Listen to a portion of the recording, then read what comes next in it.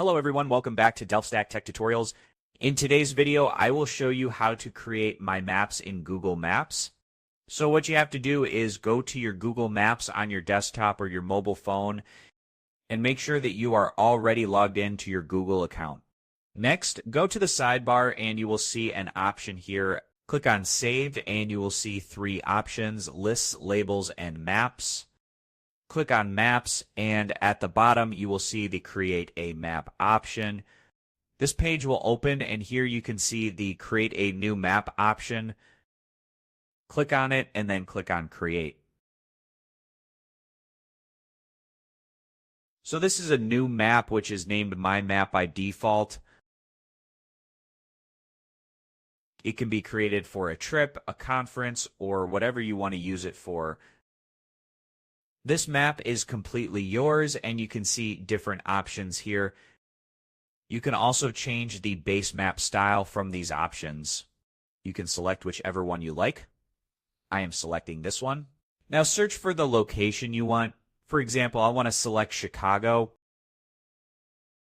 Search for it, and you can also give your map a title, such as Chicago Trip. You can also add a short description here if you want.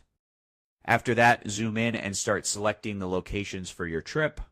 For example, first we want to land at Chicago Midway International Airport.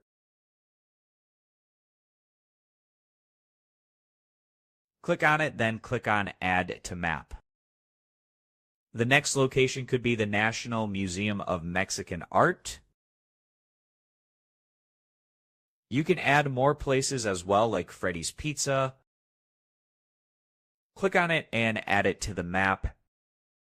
This is how you can add multiple locations to your My Map. You can also give titles to layers, for example, Our First Day.